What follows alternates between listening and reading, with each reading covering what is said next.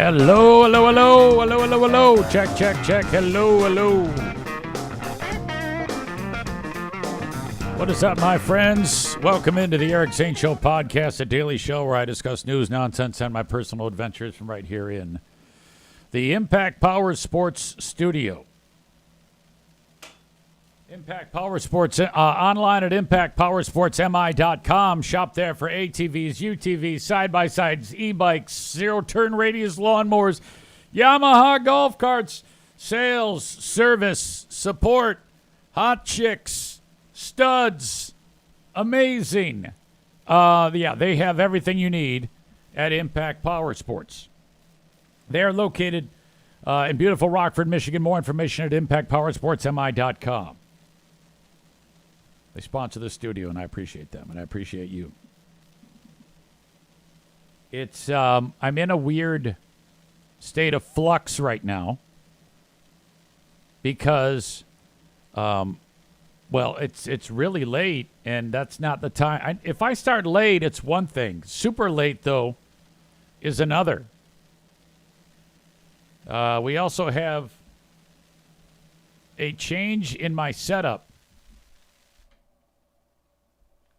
I don't know if you can tell. There's some sound issues. Frankly, I just fired up the air conditioner. You might be able to hear that in the background. There was also, Corey said, hey, easy, there's a weird static sound. And I don't know if I remedied it. I did remedy it. You still might be able to hear the AC in the background more than you would in the past because I have had to... I changed things up. Well, I didn't change things up, but I got this new piece of equipment, and I don't want to give you the boring details, but we got it up and running the way it's supposed to be. But at the same time, we had to rig it to some degree to get it to do what it's supposed to do. Be able to broadcast the radio show, be able to podcast or broadcast the podcast as well. So my guy, JJ, the engineer, was over here last night. He came down from northern Michigan and helped me set it up. But it's temporary the way it is set up. Once we get it set up completely, there'll be even more capability. But I tell you what, there's a real upside to this. I don't want, like Maureen says, stories are better with lots of details, easy. No, they're not. You got to learn to bump those details out. But JJ got here, and he goes, easy, it's just going to take me an hour to hook this up. You'll be good to go. Well, I came in here, and it was 3 hours after his start, and he had this look on his face like, oh, God. And it was a very pained appearance to his face. And I'm like, JJ, what's up? Talk to me. And there was confusion, and this was supposed to do one thing, zigzag, nonsense. I go, oh, okay, I'll see you later. Whenever there's an engineer here working on the stuff, I do things like make sandwiches for them. I'm not kidding you. Hey, can I get you some food? I don't want these people hangry. How about a drink? Not alcoholic beverage. We finally did get it up and running. But it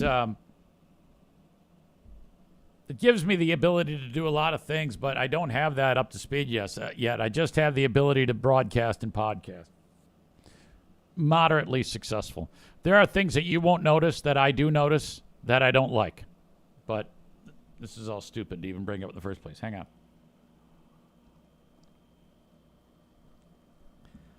Last night, Pooh Bear and I were at Meijer. Why? I'll tell you about later on. All you need to know is that while we were looking for something, we hear a screaming child. He looked to be no more than 6 or 7, and he's walking alone throughout the store. So he walked right by us and he's crying and he's looking panicked. He's looking for his mother is what he's doing. So Pooh Bear and I, we spring into action. You know, you can't just allow kids to wander around lost. This is how kids, this is a real panic. Chris says, wait, you brought Madison to the store? I want to talk to Mama. You want to talk to Mommy? So we both go up to the kid, and he's just lost. Can't find his mom. I go, hey, big guy, what's up? I can't find my mom. Where's my mom? I go, well, good news. She's here. She is here, and she's looking for you right now. So we're going to find her. How does that sound? And he wants to take off. So Pooh Bear is there. And I said, you see Mrs. Z right here? I'm Mr. Z. Mrs. Z is going to go find Mom, and you and I are going to stand right here and wait for her. How does that sound? Okay. Oh, okay, all right. So Mom starts the process, but before she could get 5 steps into the process, I look to my left, and there's a woman that looks to be momish. She's got a shopping cart with another kid in it. She's looks like a typical mom. And, moms don't give a shit how they look when they go to Meijer sometime. They get busy, they really shouldn't. So she looked like she had kind of had a day. But had to get to Meijer to get the shit. And I go, hey, big guy. I go, what's your name? He goes, PJ. I go, okay, PJ. Hey, do you know that person right there? Yeah. I go, oh, so that's your mom? No. Okay. Who's that? And right about when I say, who's that? I hear, PJ, get over here. And he goes, no. I go, PJ, who is it? My aunt. So now I go, okay. So I kind of like, as she's approaching, I don't know what's going on, but she's calling for me. She's very calm. She's looking at her phone while she's kind of looking at her phone and looks up with PJ, get over here. So it's at this point I've realized this is a trash family, okay? Because the kid looked a little dirty, like his tears caused streaks of dirt off his face.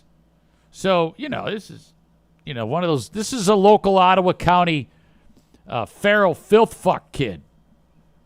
They're everywhere around here. So you got to handle them normally. I mean, in a different way than you would a normal person, because they can kill you. Linda asks, is she a monster? Chris says, oh, God, he's trying to escape. You're right. He is trying to escape. Hang on. I got to take a drink of this coffee. It's a great story.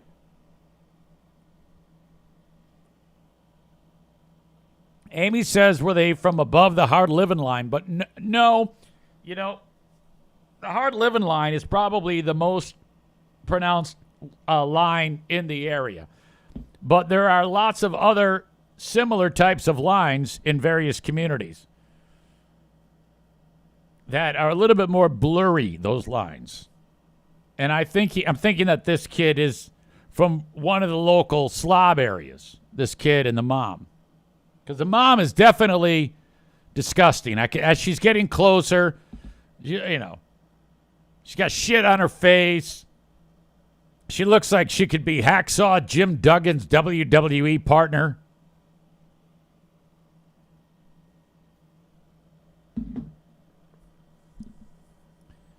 So I'm like, oh boy.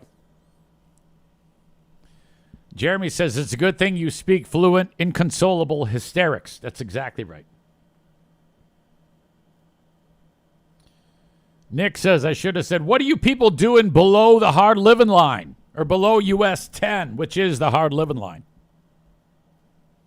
Exactly. Bob says it's from one of the hard living islands.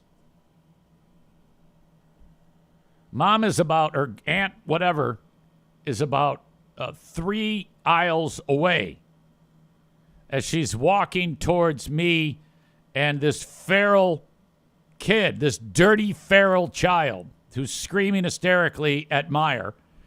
And as she's getting closer, he's getting more and more upset. And so Pooh Bear looks at me and I go, okay, I think it's our job right now to not say shit and just observe. Because we're going from helper mode to let's be entertained mode.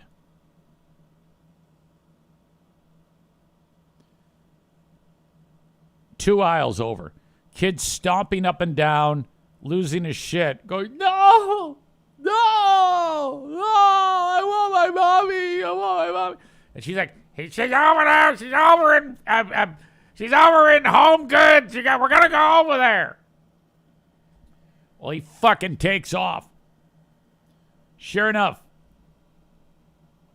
Chris says in Jennison, the 2 areas are under the bubble, which is up the hill, and outside of the bubble, bottom of the hill. Yes, this kid is from whichever one of those is the rough area. And Maureen says, quote, you're not my mommy. He actually said that. He's not my mommy. But I'm like, well, I'm thinking to myself, she knows him. That's his aunt. Corey says, quote, your mom's dead. Get over it. I'm all you've got. He bolts. Now, she is not nimble. She's a large lady. And she looks just pissed. So this is probably a regular thing. And she heads down the aisle trying to follow him, and the kid's gone. And she's going, PJ. I'm standing next to a guy who's got a Meyer walkie-talkie. As God is my witness, he pushed the side of it, held it up to his mouth, and said, lock it down. This is a protocol. If there is a child who's a runner, and I actually said, we got a runner! We got a runner! They lock the store down because if the fucker gets out, he's, who knows what can happen to him. Maureen says he knows he's going to get his ass whipped when she catches him. So, now this is another example of how shit like this always happens around me. I mean, think about the entertainment level here. At such an unexpected time to be at the store, and then you're involved somehow in this ridiculous scenario. So now, as the kid, he's screaming as he's running. And this mom is lumbering, or this aunt is lumbering through the store after him. PJ, get back here, PJ. Oh my God, get over here, PJ. So now we can't see anything, but we're just listening. And then a little bit of time passes. And then while I'm next to Guy, I hear through the walkie-talkie, Mom's been reunited with the kid. So Mom now is with the kid. I don't know what's up with the aunt. I don't know what was up, why he was so pissed off, why he was so upset. I don't know what the aunt does to him. Who knows, And that was the last we heard of it. And so that was absolutely spectacular. I remember when I was a kid, but first of all, it's so rare to see a little one walking alone without mom and dad anywhere. Bob says Jurassic Park level containment breach. Tyler goes with, do the employees also carry around tranquilizer guns? I guarantee you they've got a protocol in place for this exact thing. And I watched it happen. And those folks at Meyer and Jennison were on top of it. They did an outstanding job at making that a safe environment for that little fucker. I'm guessing there's probably no hope for that kid. In fact, if you're listening, because PJ is a pretty rare name,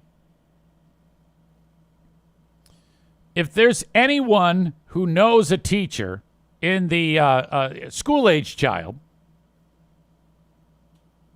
if you happen to hear about a child named PJ, I want you to keep a close eye on that little fucker. Because God knows what could happen to that kid. I don't want to be reading the news in a handful of years or hear about a lockdown because PJ is playing out the part of Jeremy from the fucking Pearl Jam song. Because I think that's entirely a possibility. Because that fucker was wacky.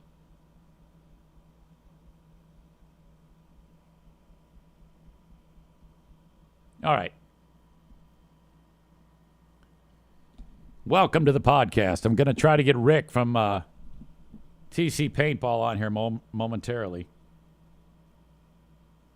I was just checking my text to see if he's out or in. Plano Fingerbanger says, did the kid's dad get good head? I think you meant something different. Did the kid's dad get his head smashed under an ATM machine? That is, I believe, a Breaking Bad reference.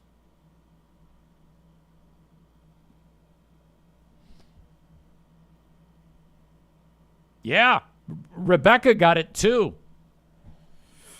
Okay. If you're watching this show via Facebook or X, I'm going to cut you loose. I'm sorry, Facebook or YouTube, I'm going to cut you loose. If you want the full show, you got to get it on Twitch, twitch.tv/Eric Zane Live, twitch.tv/Eric Zane Live. Download the audio podcast wherever you download shows. I upload 2 acts. I take this and split it into 2 parts and post it wherever you download shows. Just search Eric Zane Show Podcast. If you want it while you're driving, just listen to it without watching it. That's totally cool, too. It all helps. It all helps. And whatever I'm on, whatever you watch me on, subscribe to it. It's a big help. If you subscribe to the audio podcast, awesome. If you follow me on Twitch and subscribe on Twitch, that would be terrific as well. You can subscribe for free if you have an Amazon Prime account. That's simple. At least I think it's simple. But if you are subscribed, that helps me, first of all, and you get the show minus commercials. I'm on Patreon, patreon.com/Eric Zane. You can sign up for 7 days free, Patreon, patreon.com/Eric Zane. I post all the time to Patreon new episodes for you to check out. Every day, in fact, a new Patreon bonus podcast. Monday and Friday, I do the Lost Zane recordings. And not to mention the Ben and Eric Patreon podcast. Who are these Zanes? Who are these freebeers? And whatever else I can come up with. And you can sign up for free for 7 days. patreon.com/Eric Zane. Easy. How do I sign up for free? You use a payment form when you sign up and then cancel it. And then you get the 7 days. Well, why would you tell me to cancel it easy? Because I don't want you to get charged inadvertently if you don't like my content. If after the 7 days you like it, then just sign up again. You see? I'm playing this on the up and up.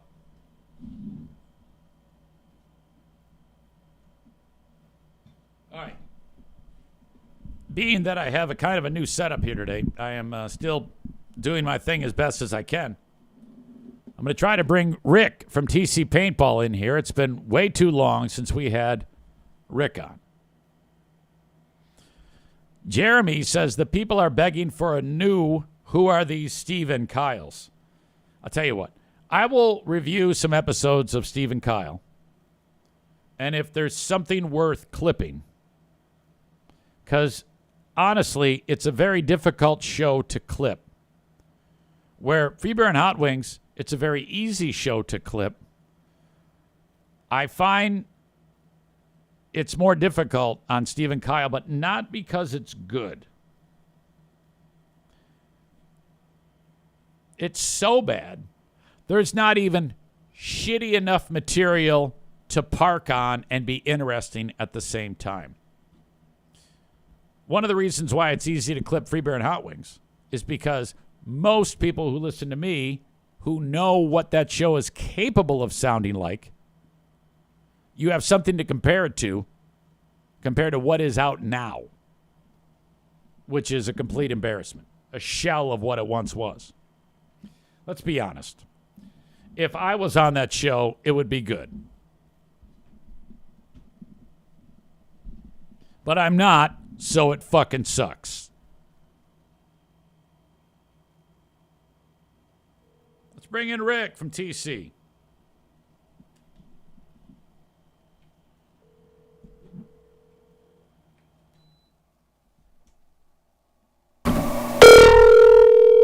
Rest in peace to your ears there. Good morning, Eric Zane. Rick from TC, how are you, buddy? I am great. How are you doing? Doing okay, but it sounds like you're busy. I'm distracted. I'm going to try not to be distracted with you, but I'm just scrambling to catch up. You know how it is. So, like, you got so much work to do. It's like, yeah. Are you like me? Do you, like, write things down that you have to get done? Oh, yeah. Hell yeah. But then I forget to write everything down. I know it. Yeah, that's the thing. As soon as it pops into your brain, you got to write it down and then only do one thing at a time. Well, see, I can't do that. My brain is scattered. So I'll sit here and I'll work on something. Maybe I'll be repairing a gun for a customer or something kind of mundane where I don't have to really think about it a lot. So I can try to have like music going in the background. But then my mind starts to wander a little bit. And I remember that I got to reach out to somebody for a particular piece of information that I need, or to remind them about something, or I got to make an order, or I got to send a message. And then I start doing that. And then I get lost into Facebook or into a different to-do list. And then I'm like, oh shit, I was working on this gun. I got to get back to it. So I just start juggling things back and forth, and then just start putting out the fires that are the hottest fires, yep. I guess. Somebody, I forgot who tipped me off about this, because I complained about this exact same thing once. And someone said, become disciplined to start and complete only one thing at a time, no matter what. And that sounds like great advice, but I think it's really hard to follow that advice, man. I know it takes time to get. It takes practice. I mean, you have to almost do it for like several days successfully to get into that mindset. It's not overnight. Well, I don't know if you have realized this about me, but I'll get into a task or a project, and I'll get to that 85% or so range of being complete, and then it kind of checks my dopamine boxes. You know what I mean? I'm like, yeah, I feel good about the project. I'm just about done with it. Okay, I can come back to the last 10 or 15%. Let me get this done because I feel like it's a more pressing issue. And then that one project sits there at 90%, yep. And I keep making excuses on why I can't get back to it. It's a character flaw for sure, and I can't get over it. Listen to this, Rick. There was in my yard, there's a small tree that needed to be trimmed. So I trimmed it, and then all of the branches, 1 week ago, they all fell on the in the backyard around the tree. Most people then pick all those up and put that shit in the waste bin. Did I? No. I started it, and then I stopped. Now, why I stopped, I don't know, but they're still there. That's a tough one. That's because if I have stuff like that laying out, I want to get it put away. But again, I always get to that 80, 85, 90% point in a project, and I walk away from it thinking that something else is more important. So I guess I can see myself doing that same shit. Okay, now Rob, who's in New Jersey, writes, does anyone else feel Rick's blood pressure rising? And then he wrote, I always have the impression he's all over the place mentally. True or false? Yeah, that's true. Long story short, that's true. I get scatterbrained, and in my mind, I feel like once I get to certain points of things, there's other things that are more important that I just need to get done. And part of that whole overall problem is that I've got all these things that need to be done, and my mind is constantly reprioritizing as to which one I need to work on right now. So then I get lost in those, you get a little bit done, you move on to something else, you get a little bit done, you address something else, or you forget to come back to it. Yeah. It's a vicious cycle. Do you have anxiety attacks like I do? Yes. Oh, God. Yeah. All the time. I had one the other day, and I was convinced this is recurring anxiety attack. I get convinced that everything around this whole thing is a house of cards. It's all going to come tumbling down, and I've even mentioned this before. And I'll be in the poorhouse or something like that. It's just something that hasn't happened and never will happen. But for some reason, it's very real to me, and it's very concerning, like life or death type of concerning. Well, I'm the same exact way. Like I didn't choose a path that was, well worn down by other people that have done this. Like I kind of, opened up a little business, and then the business got busier and busier and busier. And here we are. All of a sudden I've got 15 employees, and, we got all these bills and responsibilities. And once you gain all those employees, bills and responsibilities, you got to make sure you maintain them. Right. So, yeah, and there's no blueprint. It's kind of same for you. You actually have become the expert when you go to those conferences and stuff for podcasts, and they're going, "Hey, how do we do this?" And you're going, "Hey, you got to do it this way." So you become that authority because you lived it. I'm a similar authority in my industry because I've lived it. But there's no one over top of us saying, "Hey, you're doing it the wrong way. You're going down this path that isn't going to work out." Yeah. You won't realize for 6 months or a couple of years, and that's that anxiety going to work on it. So the only thing that I've been able to excel at is recognizing, hey, you're having an anxiety attack. The only thing you can do right now that is the most important thing is don't react to it. Just understand that after you go to bed and wake up, it's probably not going to be there. And I have convinced and they only happen at night when I'm worn down and a little tired. Yeah. So then you feel like you can't get anything more done for the day. When you're at rest, there's your mind never stops working. So your mind's like, "Hey, asshole, you're not working. You need to be getting this stuff done." I feel like the age has helped with that, but there's no doubt, the more you go through it, the more they realize that, oh my God, this is a terrible situation. And then later on you realize it wasn't that bad of a situation. No. It was just a hard one to get through, but you were going to get through it. Your mind kind of figures that out as you go. And I think I'm better at it these days.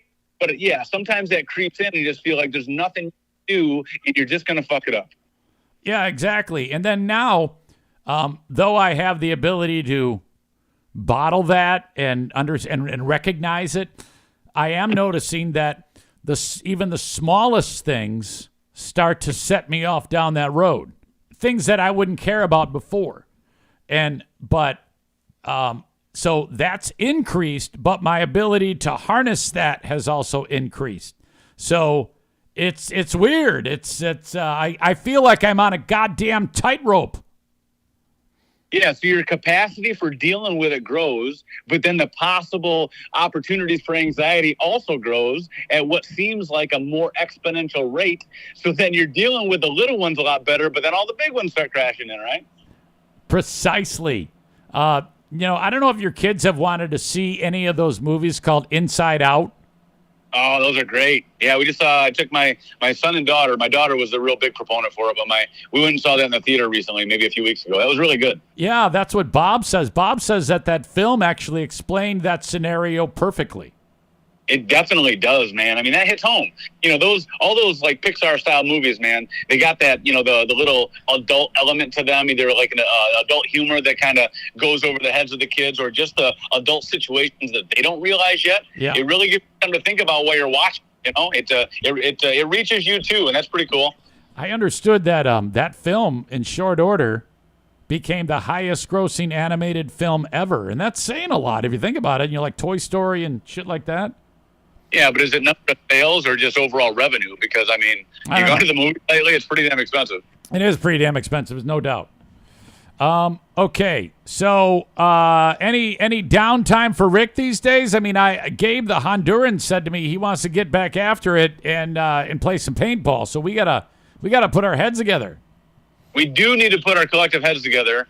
I've had no downtime. It's we're approaching school. My kids go back to school next week, which means football starts. I'm coaching football for the first 2 months of the school season. So, and he's in 7th grade now, and that's not just 3 days a week practice; it's 5 days a week practice until games start. So that's a little bit more in depth, makes my schedule a little bit more hectic. And at the same time, we're trying to finish up some at-home summer stuff and some events here for my recreational business, which almost everything takes place on the weekend. So available weekends and available time is pretty skinny right now. But we do need to get a date set. I hate the fact, when we first started doing them, we were doing like once every 1 or 2 months, yeah. And we were off of that bad. I mean, I can't blame myself for it. All right, we'll definitely get after it. And speaking of anxiety and football, you know what gave me anxiety yesterday, Rick? Was it the news that Jahmyr Gibbs blew his hamstring out? It was the news about Jahmyr Gibbs hurt his hamstring. Okay, he's a speed demon, man, and hamstrings on speed demons, that's a problem. That's going to be a problem for an extended period of time. Good thing we got more than one good running back. Oh, yeah, I'm very worried about that. But all right. Okay, any final thoughts to wrap this up, big guy? I know, you said you were worried because haven't been up on pop culture, but listen, I don't think anything really is going on from a pop culture standpoint right now. The only thing dominating the news is politics. Yeah, and who gives a shit? Right. Like we don't have good choices. It's just I'd like to be able to go to another country and just point at the U.S. and laugh at their political situation, but unfortunately we're stuck. Yeah, I love it. I think it's great. I can't wait. Hey, the thing about having a debate here, Rick. Did you hear that one? No, I'm sorry. I didn't understand the question. Trump said he wants a debate in Grand Rapids. Oh, is that right? Yeah. And Harris hasn't agreed to it, but we might have Lester Holt, NBC News, and an actual debate in Grand Rapids. Oh, that'll be great for traffic. They better use their turn signals. Yep. Yeah, of course. Rick's hot take: turn signals and headlights. Yeah, that's my political hot take. Use your turn signals. All right, buddy. It's always good hearing your voice. I'll talk to you soon. Call Rick at TC Paintball. There you go. Sorry about blasting your ears out there. When I blasted your ears out there, I'm still figuring out my new toy here. So I'm sorry. Some of you were like, ah! When I was dialing the number. That was horrible. I'm so sorry I did that to you. Who knew that a podcast could actually injure you somehow? Wasn't there a moment in the Howard Stern Private Parts movie when he, according to the film, like he had a woman call, and in the film she was a hot chick, and Howard convinced her to lay her speaker down, and she would straddle the speaker, and Howard would, and it caused the speaker to vibrate, and she had like a juicy orgasm or something like that. That's kind of like what I did, except I caused your ears to be pained. It was horrible. I'm so sorry. All right, so I'm going to kick you folks out that are on Facebook and YouTube. Thank you so much for being here.